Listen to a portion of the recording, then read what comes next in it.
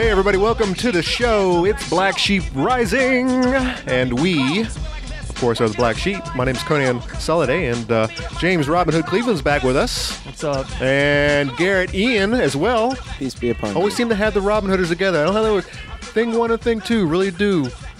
You know, I think it's a conspiracy. Run like they're brothers or something, or yeah. You think it is? Or maybe it's a conspiracy on your part because you probably planned to have us on together.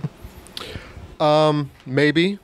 You guys do tend to rile up a certain kind of weirdness here in the city. Now, according to Daryl, we share the same brain, so that could be a factor as well. And you've only Heard that allegation from separated at others. birth, and after almost 3 decades, you guys both meet in New Hampshire. Garrett, of course, has always been here. You got sent For the down. most part. The stork took your ass down south to Georgia, and somehow or another, you ended up back up north, and the brains have merged back into one. And so, how's that been? Oh, it's been fantastic. I mean, New Hampshire is a very lovely place to live. Keene has a lot of charm. Yeah. It's one of those towns where you can go downtown to Central Square with your box of chalks, and you can just go to town. I mean, you can. Well, one of the problems with Keene are these people coming in here and chalking. Yeah, exactly. So- No. I really hope that the city council takes a hard line and tries to ban this graffiti, this grotesque graffiti. People were writing things like "Have a nice day." and Oh smiley my faces. God. Did you hear me? I said get off my lawn now. Exactly. I And- mean, get off my lawn. Get out of here. Get off my square. I'm seeing many more instances of hopscotch. In a lot of ways, this has become like a king of the hill. Like, everyone's fighting over the central territory, the king. Everyone wants to be the king of the hill, with the hill being Central Square. Uh-huh. I think the lesson to learn from that sort of engagement or perspective is that we can all occupy the same territory. I mean, our chalks can share with one another. They can be next to one another. They can overlap. We can modify each other's chalkings. I think that I don't know. I've always seen chalk at Central Square. This isn't the first time you've seen or heard of any chalking going on down there. And usually, of course, you see a bunch of little kids doing their thing with their flowers and their unicorns and the whole nine. And so, I mean, why is it any different? What has caused the opposition to come out of their shell and all of a sudden decide that, yeah, let's start attacking the chalkers now? That is a great question. I mean, chalking, at least since last summer, it's been going on probably on a daily basis, right? I'd say every other day there's probably a new chalking that I was aware of. Yes, I mean, it's not anything new. What's interesting, I think it's become an issue, and for whatever reason, it's kind of rallying people together. So some people are against it, some people are for it. Like there's people associated with Occupy that are coming out and chalking, Right. which is interesting. Right. This has most definitely been a very hectic week down there at the old Central Square. There was an incident on, what was it, Tuesday? There were incidents of violence on Monday evening, and there was an incident of violence in which someone was hospitalized on Tuesday. Right. A lot of afternoon. people, I don't believe, are even aware of that. You hear on the talk radio, and when the Sentinel had a little article there, and it made it sound like there was some pushing, but in reality, there was an individual who was chalking, who was captured on film chalking the monument, which is I guess is a big no-no. Or at least photographically. Yeah, he was, and of course he was spoken to, and was he the one who removed his own? That's my understanding. All right. Well, the problem is that pictures were taken, he was identified, and the opposition came out, and they didn't just talk to this guy.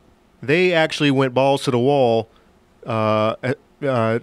and ambushed this individual, and he ended up in the hospital with some serious injuries. When you say they, I mean, it was one individual that is accused of giving him one, violent burst of energy and causing the injuries to that person, which include multiple fractures to vertebrae, I believe a shoulder, and also some hairline fractures of the leg. And you said this was, and there were two events, and this one that landed him in the hospital was number two. The first one being the night before. The incident on Monday, in fact, involves similar or related actors to the incident on Tuesday and associates of the actors as the incident on Monday evening. However, on Monday evening, Yankee, the individual that was hospitalized, was not injured. I don't believe he physically was confronted by anyone. He may have been on the periphery of this attack that I saw perpetrated against a local man who goes by Screw the Cat. He was attacked from behind, and then after he was attacked from behind and had his hands up, somebody else came running at him and started swinging again. Somebody that was wearing a uniform of a nearby restaurant, which I thought was very surprising and surreal in the moment when I witnessed that. But do you think that the picture in question was what started all this, or do you think there is a instigator who helped coerce these angry people into violence? Unfortunately, do you think it was all the because there was a lot of talk on the hater site, and a lot of people were like, "Hey, we need to gather, we need to rally the veterans, we need to call them up, we need to have them storm on down there and teach these yahoos a lesson." Do you think any of that, instigated the violence that was to come? If you're asking if a culture of violence contributed to a manifestation of violence, I would say absolutely. And there is a culture of violence in Keene. I'd say throughout most of the United States there are cultures of violence that exist among people. And it was certainly exhibited in this instance where this person's... It's not really something to be proud of if you think about it. I mean, this person's photo was posted, and one of the first comments on that photo was somebody should kick his ass. Yeah. And the person who posted the photo liked it. Facebook liked it, where they give it a thumbs up. And I think we can all understand. I mean, in my opinion, reverence to the state is it's a religion. It really is. I mean, Absolutely. I think Conan and we both spent a lot of time saluting that flag. And Yeah, I think we all three grew up doing it in the school. There you go. That's a great example. The Pledge of Allegiance. I was a Boy Scout, so that was a big part of what we did on a weekly basis. And then of course we are both, by the way, for the audience, both James and I are both military vets who have come to realize that nothing good was coming from what we were really doing. We weren't defending the country. We were off as Imperial stormtroopers invading other people's property, and Well, I think it was Marine Corps. I think he was a general, Smedley Butler. I mean, he wrote a book called War is a Racket. Well, and it's not a book. It's a short pamphlet. You can read it in an hour. Yeah, and basically he made the case that he's fighting for certain interests, and it's really about money and power and imperialism, not necessarily it's mostly about the money to be made. Yep. And a lot of the people who are making the money are nowhere near the battle. They're safe in their homes on the other side in another country, just collecting the chinkles. And I would say I don't really have a problem with the military, except that they've gotten to a point where it's like it's an empire. It really is. It's just like Star Wars.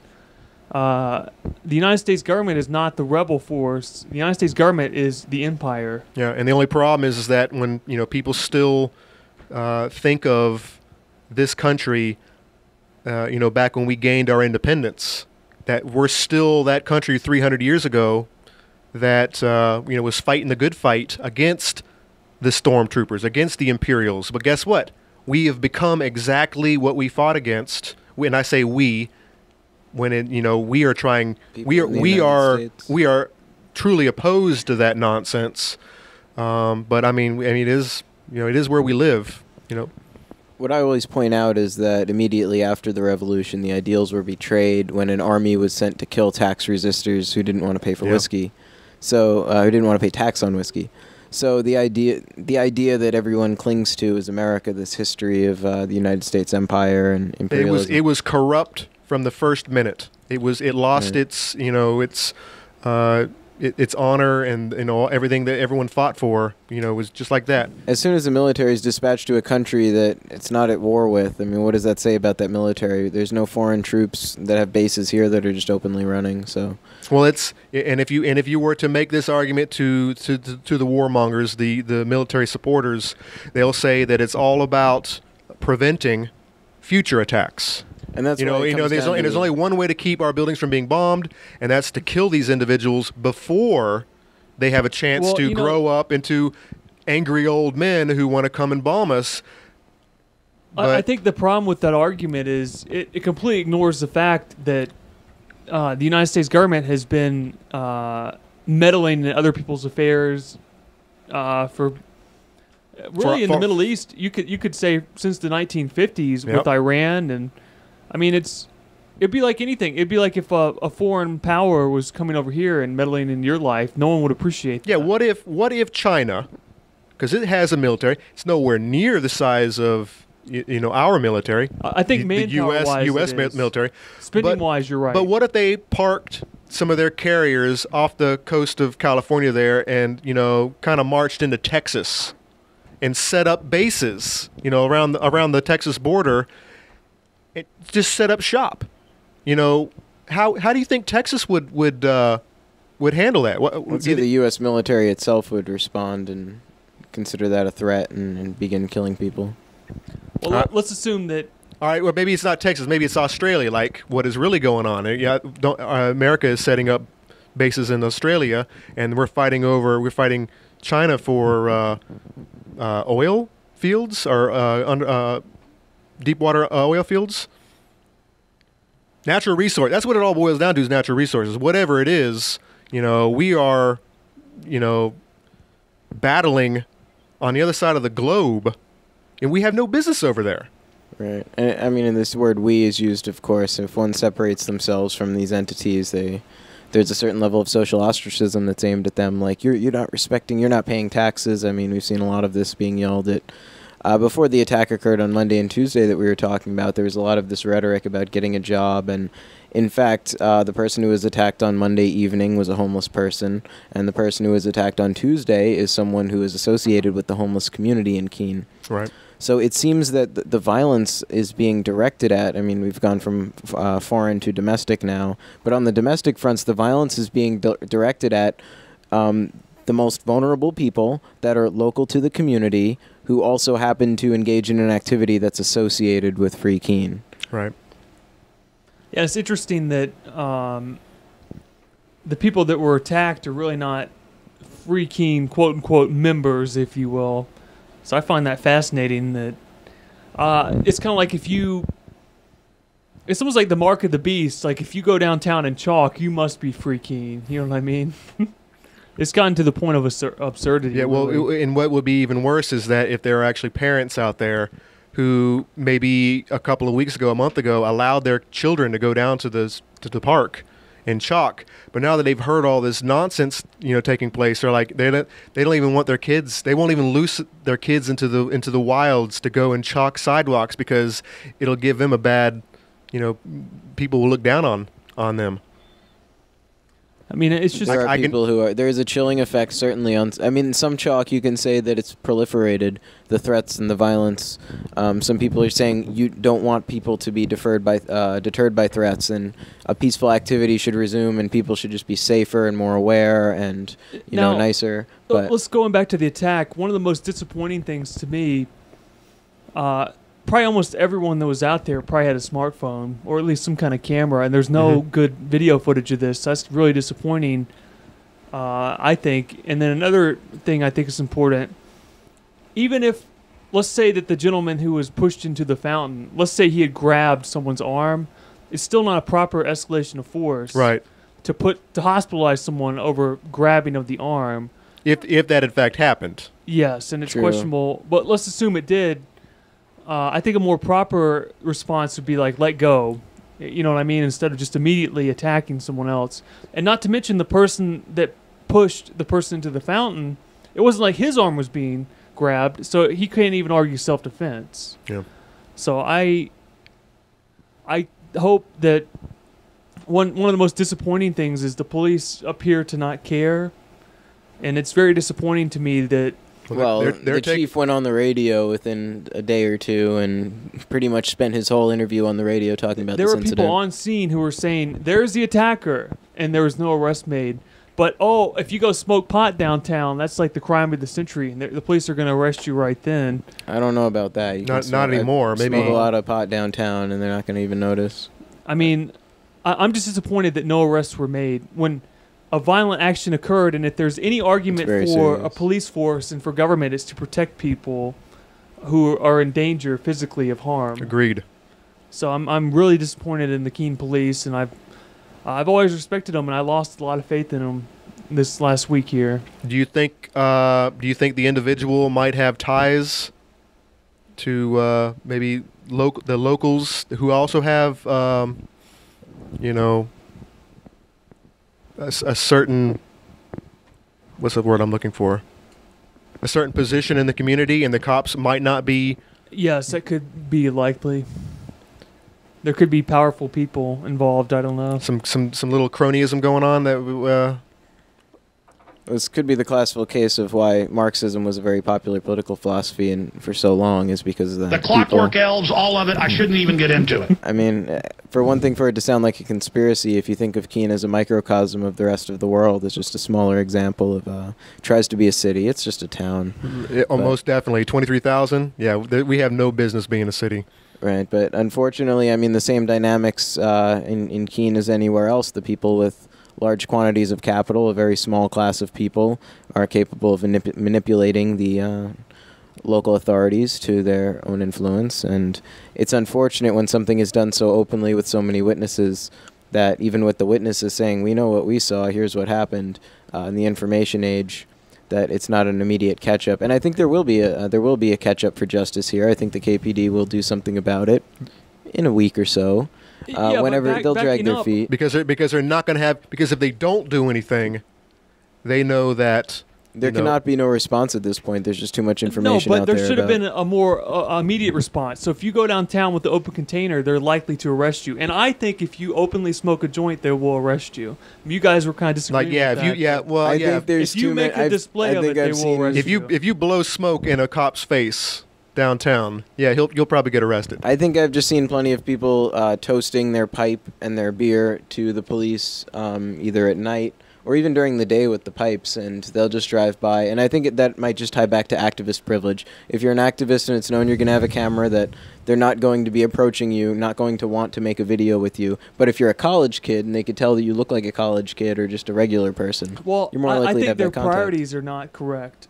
If a violent action occurs and there's someone who has demonstrated he is capable of violence, I think there should be a more appropriate response. Violence absolutely should be the top priority of Yes, any that sort should of be the public top safety priority service. of police, not running around looking for open containers, not looking for those Arresting smoking marijuana. arresting underage college kids, walking from house to house or whatnot. A That's the couple weeks ago, I revenue looked at the court cases in the Sentinel, Yep.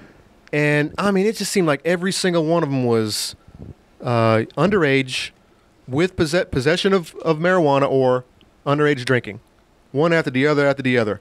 And of course, the possession is like $431 or something like that, and then underage drinking is a little less. And every one of them just pled guilty, and that was that whole page was thousands and thousands of dollars of court fines, and it's sad because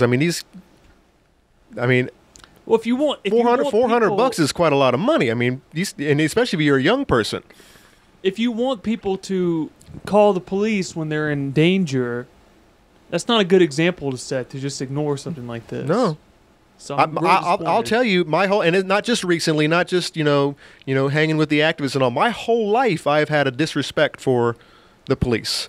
I've not been fearful of them, but when I see a cop, not just with the lights on or driving by in the car, I get my heart flutters a little bit, and that's an unpleasant feeling. That every time you see someone in a uniform, you're wary and maybe a little scared, and there's the unpleasant feeling in your soul. I have that feeling just about everywhere, but I got to say that in Keene, I feel that the least. Oh yeah, most definitely.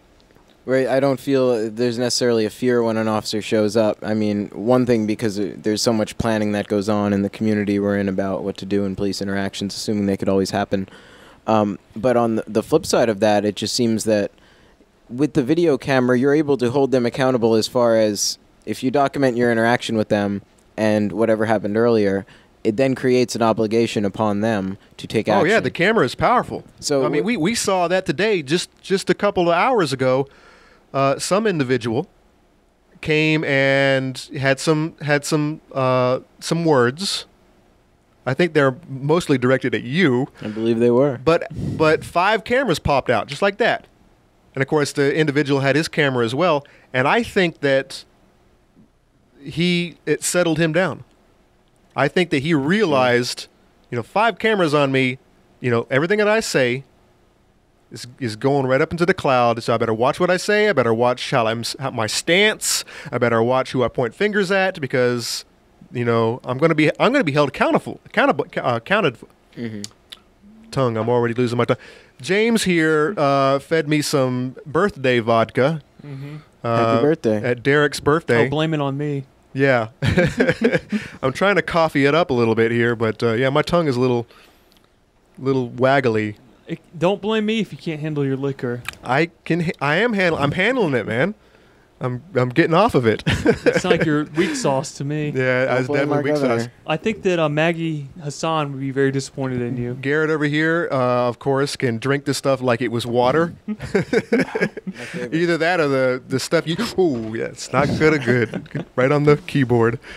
Yeah, he drinks the stuff like water. Either it is your system is just... you're have a high tolerance, or the stuff is water.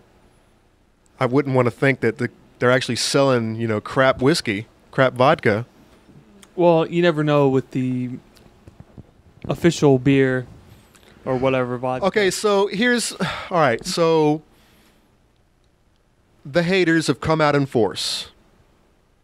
And they say that their love of the community has brought them together. And they're all about, cleaning up the trash, and they're going to start with the chalking. And they're going to do it even if it requires them to pour water all over activists who are at the moment chalking. And of course, the way I see it... Their brothers in blue at the KPD have asked them nicely not to pour water on people, to be respectful of people when they're... I've also heard Mayola... I hope they take that advice. Pointing out that he thinks there needs to be a chalk off, not a chalk off, but a chalk withdrawal, a chalk wash withdrawal, where people just leave the premises and let the city park, the city square, just sit vacant for a week. I've heard conflicting things. I've heard people say that people should not go into the square, just giving a general suggestion, people not to go into the square. And I think that's bad advice. I don't think trying to put a chilling effect on people being peaceful in a particular area is a good idea. However, what I do encourage is that people with negative intentions and negative ideas and negative feelings, maybe they should try and get themselves positive before they go out in public, and not just in the square, but anywhere. Yeah, maybe smoke a little herb. That doesn't work for everybody. There's some people that I think really need it and could really help, but maybe it's something else. Maybe it's just spend time with your kids or your dog, or maybe go chalking with your kids. Call your mom on the phone or something. Just do something that makes you feel good, as long as your mother hasn't, you didn't have a bad relationship with them or something. But just in general, get yourself feeling positive before you go out there into public, just all the time. Just make it always positive. Let me. So this is a question that has come up. Do you think the chalking has escalated? Do you think that someone's standing over your shoulder with a scrub bucket and a broom? Oh, there are times when that happens. Sure. And they're like you can't chalk, and I'm going to make sure that I clean it all. Do you think that they drives usually don't you? say that, but yes, it's encouraging when you have someone that actively wants you to just keep creating so that they can keep destroying and keep destroying. It's very yin and yang. It's very like is it Hinduism that has like the creator and the destroyer? Mm-hmm. So it's very zen, and I'm cool with that. I really like the idea of this symbiotic relationship that we share with Stop Free Keen. I mean, they're kind of the negative. They're the electrons, and we're the protons. Like we're the positive energy. They're the negative energy. Because I know what side I'm biased. I know what side that I stand with, but at the same time, I kind of want it to stop and go. I wanted it all go away, and I want to I want to have pleasant interactions with these folks. I'd like to think all the violence could stop. That would be great. And then after that, the threats of violence. That would be even better if all those could go away. But and then the violent rhetoric. If all that went away, but if we keep chalking, then it's just going to keep escalating. But on both sides are going to keep escalating, taking it to the next level, ramping it up. I mean, when do we stop? I'd like to think that their escalations are some sort of positive outburst of energy. Like, let's say they put together a video or something. If they're so frustrated, they make a video, they'll feel better about it. Well, they don't have to. We do it all for them. It's all... In fact, our viewers... Stop Free Keen doesn't even exist. We've been trolling all you guys. Oh, crap. I don't know what to do about all this.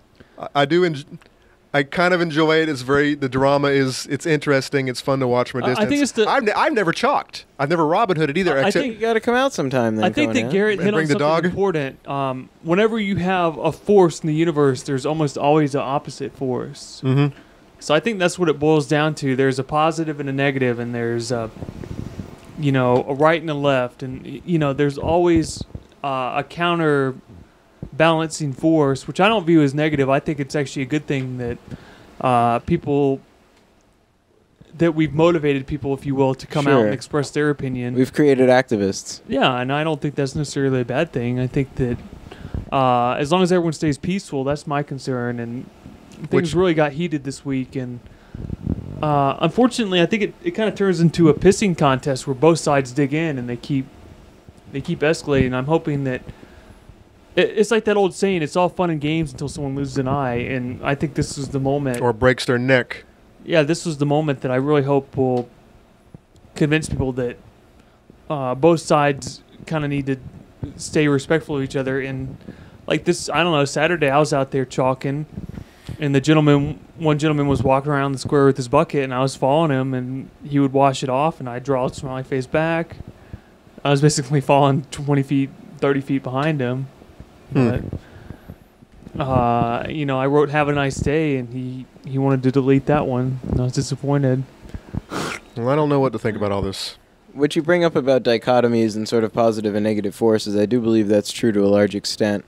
However, understanding that we also live in a world of false dichotomies is also important, where people have these ideas in their mind about what you believe and what you understand about things. I think it's important, Conan, where in both groups there are people who have concerns about this activity.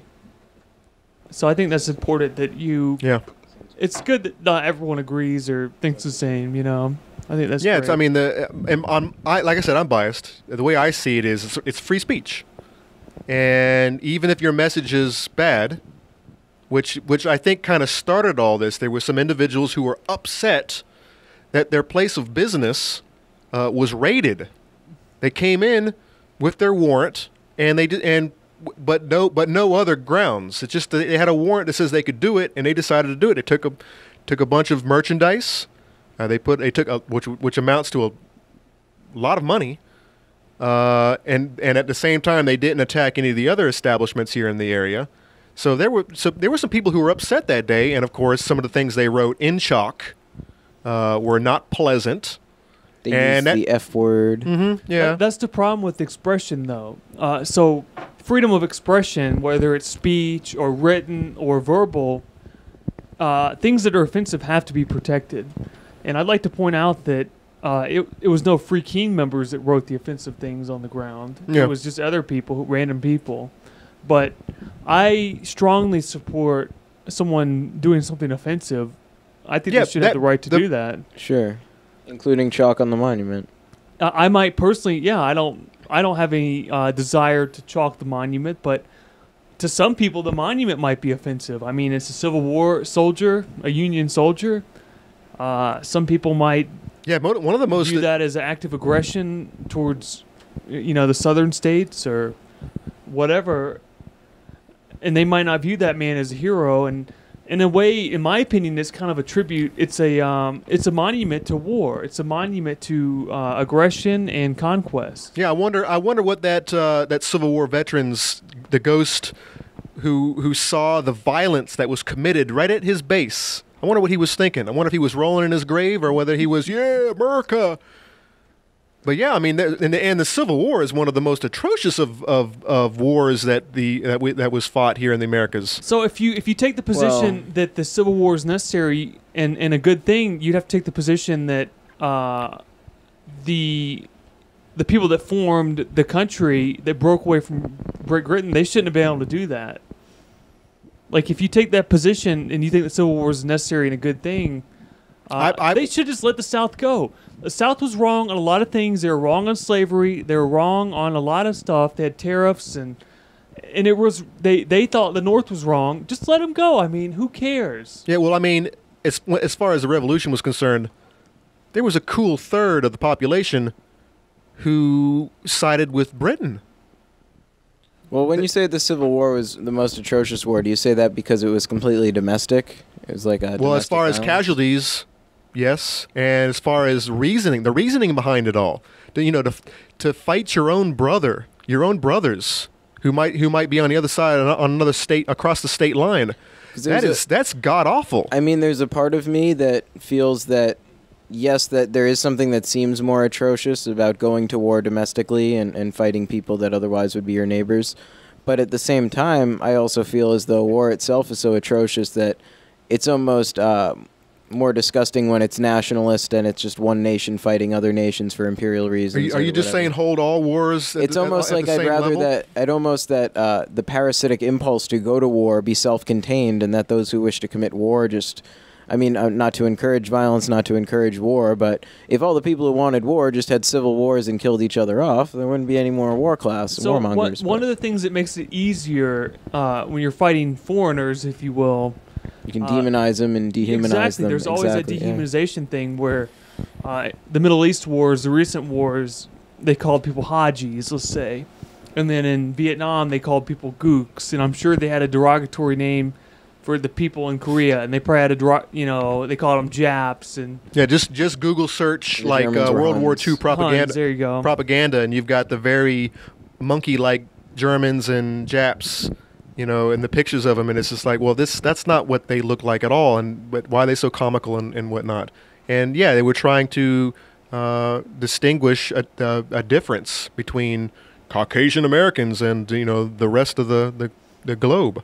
One fascinating thing I've always found is if you Google, I think it's called the Christmas Truce. Do you guys know about that? Mm-mm. Yes. It's basically in World War One, on Christmas, the Germans and the English, they came out of their trenches and they kind of met in the middle and they played a game of soccer and they celebrated the holidays.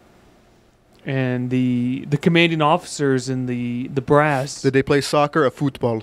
Or whatever you want to call it. They made sure that was never going to happen again. Yeah. That's almost mental illness to me, the idea that you could be neighborly with someone and then, all right, let's go shoot at each other again. Well, no, what happened was there was almost like an unwritten truce where both sides didn't want to shoot at each other. So to do away with that, the commanders they'd rotate the units across the line.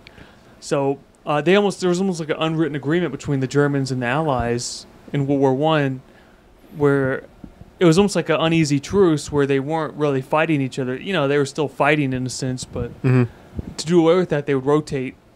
So you wouldn't be across from the same Germans for 6 months or whatever. You know whose fault? Form that. You know whose fault it is, don't you? Crush your enemies, see them driven before you, and you hear the lamentation of their women. It's fucking Conan, man. He started all this. I think we should blame everything on Conan. Back in those barbarous days where he roamed the lands, killing sorcerers. So what else happened in Keene? There was the budget meetings. We went to the last budget meeting that we could talk at.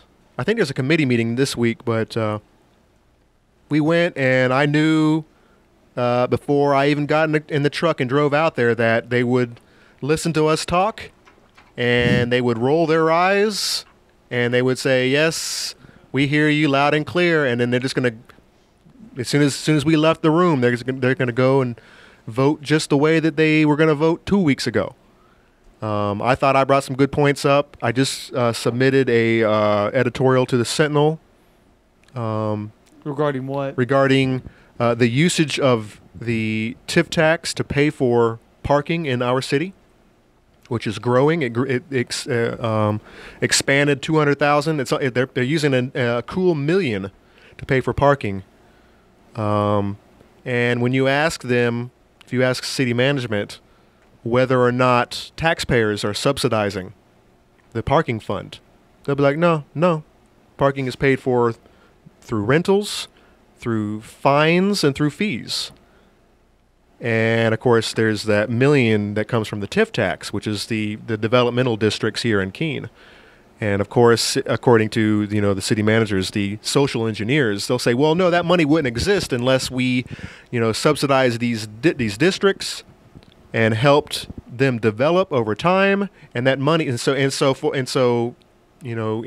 their tax base, the tax revenue that can be leached off of them, which is ridiculous.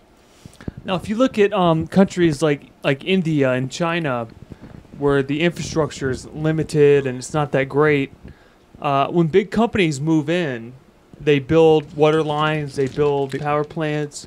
Coke is the classic example. So I've read that Coke is the largest water purifier in the world. Mm-hmm. They purify water for their workers. Well, for their products. And then they build a treatment plant, and maybe they'll build a bottling plant nearby, but they also provide clean water to people because it's like extra revenue for them. So I'm in agreement with you. I don't think all this infrastructure spending is necessary on the part of governments, because there's evidence that private industry will do it itself. Well, you have different types of development districts according to the way the municipals work. We're talking about the one where you want new industry to come into your city. The bottom line is it's bribery. They're bribing these companies to come to their city, and they're like, hey, don't worry about the water, don't worry about the drainage, don't worry about the roads. Don't worry about your private jet. We'll keep that airport up and running. Exactly. And and by the way, we have a jet, an airport. I mean, no one else can use it except you rich guys. Yeah, just for the bourgeoisie. Well, you can use it, Conan, but you got to pay a lot of money. So you have can't afford a plant, type of developmental district, and then you also have like blighted areas, or what they considered old areas that need to be rejuvenated. And so all of our downtown is a developmental district. So one thing I'm curious about, let's say they improve the TIF district, then the taxes go up. It's like, let's say they build a bunch of new sidewalks and no one asked for them. Oh, now they get to charge more taxes? Well, yeah. Well, if it seems kind of backwards to me. Well, that's why no one wants to, whenever they add on to their home, they try to do it without letting the city know, because as soon as you add a nice porch on your house, your home assessment just went up, and guess what? Now you're paying more taxes. So I mean, it's like why would I ever fix my place up? So let's say all right, so I'll fix this house up because this is where I live. But say I had a rental downtown, and I had a bunch of people stacked in there like cordwood. Why the hell would I ever try to improve that building if my tax rate's going to go up or my taxes are going to go up because of it? No, man, I'll keep that thing a dump for as long as possible. I have no incentive to actually fix my property. Now, I think there are some bourgeoisie in town that do that exact thing. Right. I know there is. It's like, no, forget it. I'm going to leave that thing a dump as long as possible, and I won't fix it unless I have to because the law says that I have to. So, I mean, it's a horrible system. It's kind of a downward spiral, backwards circle, snake eating its own tail kind of a system. Like you said, these districts so they build all those sidewalks in the developmental district.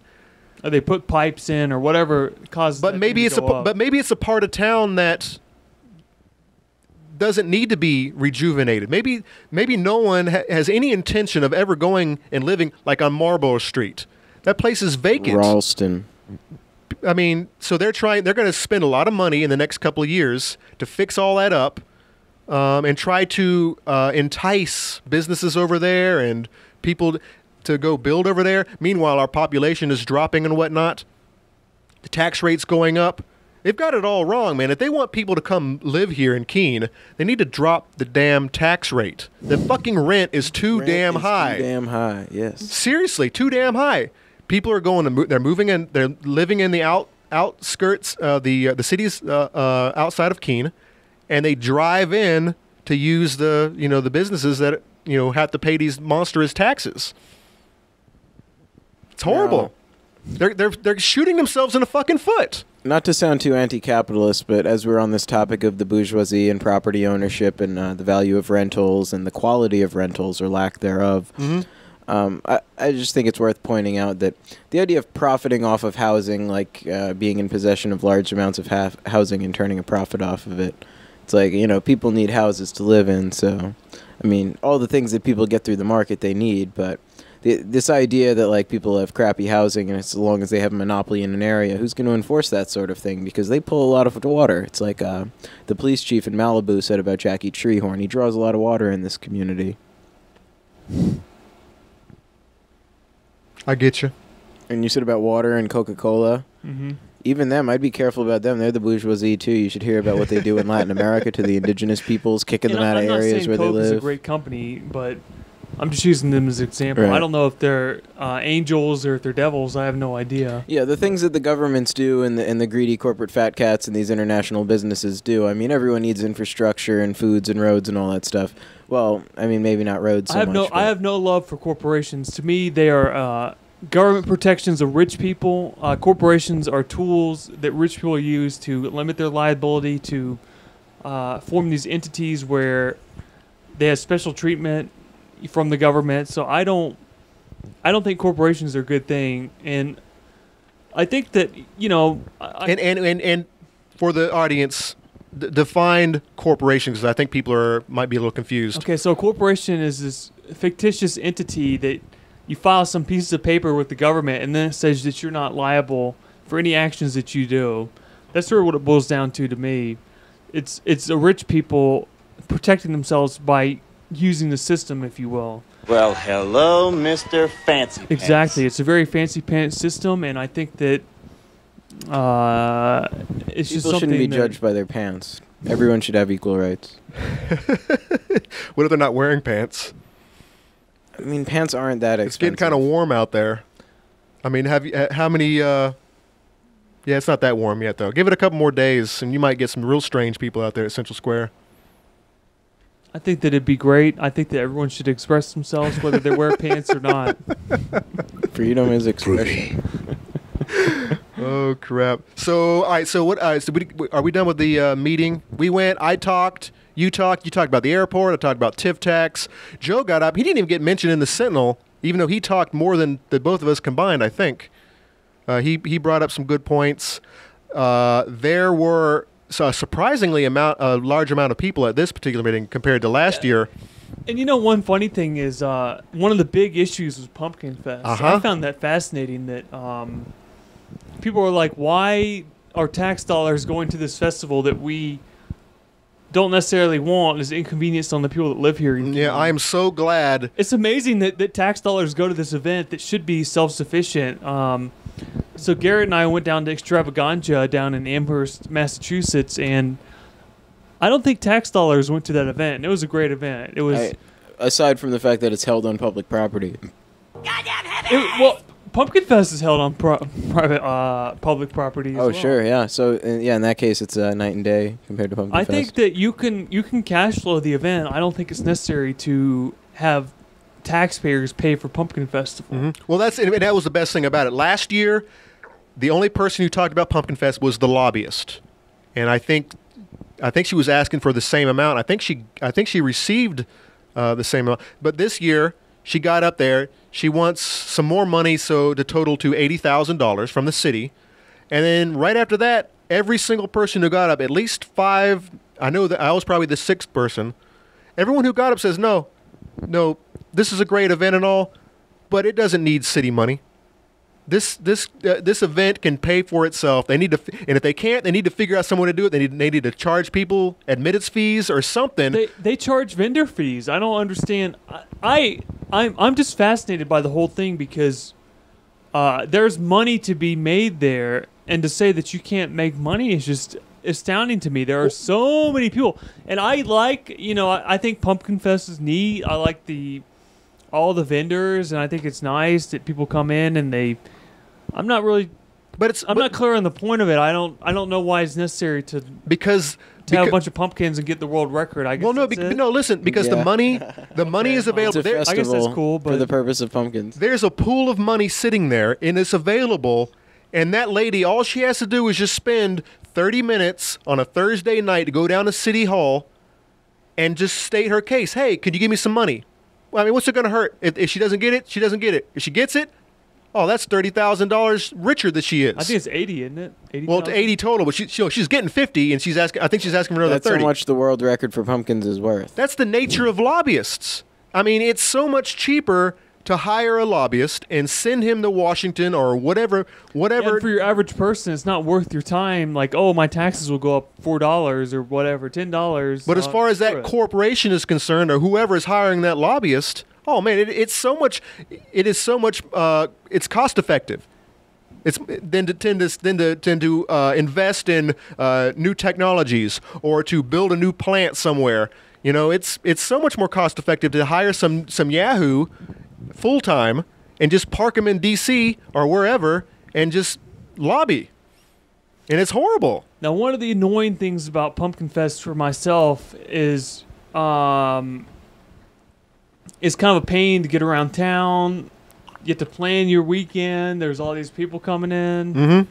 That is so lame. Yeah, I mean, who's benefiting from all this? I mean, what's the point of it all? Well, if you I enjoy ask meeting all the people. If you ask Fancy Pants Mayor Lane, we can meet the people, but is it worth inconveniencing everyone in the whole town? Imagine if Pumpkin Fest was every weekend. I wouldn't even want to live here. I mean, what would be the point? I don't know. It'd be a lot of fun. Imagine trying to Robin Hood it through that. oh shit. Stop your nonsense. Yeah, well, that's a good point because There's no more. if there's metered parking. any time that parking should be stressed, and like we don't have enough parking in the city, it's during Pumpkin Fest. But somehow every year, parking's not an issue. People find places to park. Uh-huh. So we do not have a almost parking all problem of the in metered this town. spots are taken up with pumpkins, though. No, I'm not saying the metered spots. I'm saying people will find a way. People will find a solution. People are innovative. They will innovate in the area of parking. They will park on the side of the road. But They you will asked, walk into but you town. asked why this is so important, and if you talk to our social engineers here in the city, they'll tell you it's things like Pumpkin Fest that attract people to come live here, which will ultimately increase the tax revenue. Well, they should be all about the Free State Project then. Let's bring people in here to come live here and pay taxes. And if they can increase the tax revenue, they can buy more things, which would increase the likelihood of people wanting to come live here, which will increase the tax revenue. So they can build more things to increase the likelihood of people wanting to move. It's an endless fucking cycle. These people are idiots. Keene Just seems to be- reduce the fucking tax rate. Keene in this part of New Hampshire seems to be a place where young people tend to leave after they graduate high school, graduate college, etc. Yeah, it's actually, if you, so they show this map at the school board meeting. We're in the minority choosing to come to this place. More people Keene are is leaving. older than the rest of New Hampshire. All the young people are in Manchester and Nashua. Keene is like old people, and I love old people. I love the Cheshire TV audience. Yeah, thanks, fans. So thanks for watching. Where was I going with this?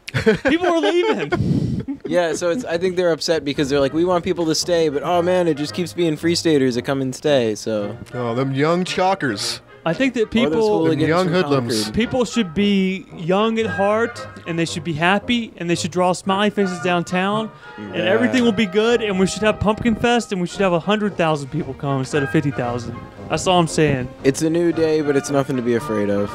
Outstanding. Hey guys, you've been watching Black Sheep Rising. You can visit us at blacksheeprising.org. A lot of stuff there for you.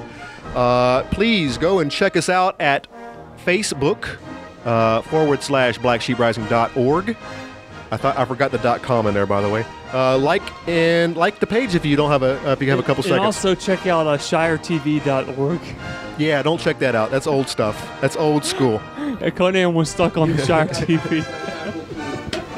If you want to get in contact with me, email me at show@blacksheeprising.org, or you can leave a voicemail at 267-521-2771. Leave anything you like, and we might play it on the show. So if you had anyone other than Robot Man call the show, A couple, but they weren't worth actually playing on air. Interesting. What were they, complaints, or they I like the show, or what were they? Getting-togethers and stuff. Working things out. Oh, so people were calling wanting to be on the show, or Oh.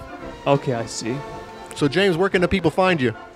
People can find me wherever, man. YouTube.com. Central Square. He's chalking right now. Liberty. He's got a tent. Facebook.com/Keen Robin Hood. I am Mr. Robin Hood. I'm all about saving people from the parking tariff. Is it time to let the people know what you're going to be doing in Ward 1? No. Okay. Well, now you've let people know. So. I'll edit it out. Want me to edit? No, you don't have to edit it. Fuck it. Because by the time this... Yeah, I shouldn't even... I should be a proper person. I should not even have said that language. So please delete that in your mind. This will air Wednesday. No negativity. This airs Wednesdays at 10 o'clock on Cheshire TV. So Wednesdays is about when you be. So to all the people in the Keene area, there's big changes afoot. Obama's coming to town. There's Obama change coin, coming. G-coin. Obamacoin.com/Ford YouTube/603. I've had too much vodka. Yeah, you have. I told you to drink some coffee. Thank you, Governor Hassan. Garrett, when can people find you? YouTube.com/Aquakeen, YouTube.com/FR33MANTVRAW is where you see all the raw content. Now has and then G freeconcord.org, freekeen.com. Does he have his own website yet? No, just a Facebook thing. Okay. I'm not going to set a website up. He doesn't Look need him it. up on Facebook, Giato, that's G''E''toe. Well, the thing about G is it's not spelled with the G, it's spelled J-I. It's kind of like GIF. It's one of them things. I don't understand why Conan made like the most complicated name for his dog ever. His name is G. How is that complicated? It's so easy. It's complicated. it's just not spelled the way it's pronounced. It's just the way you spell it. Hey, we got to take off. This closing song is by an old group called Self. This is old as in when I was a kid in high school. I used to listen to this song. The song is Canon, and enjoy it. Go to their YouTube link and enjoy the actual visual video if you're listening to this. Guys at home, thanks for watching. We'll see you next week at the same time. Assalamu alaikum. Good night.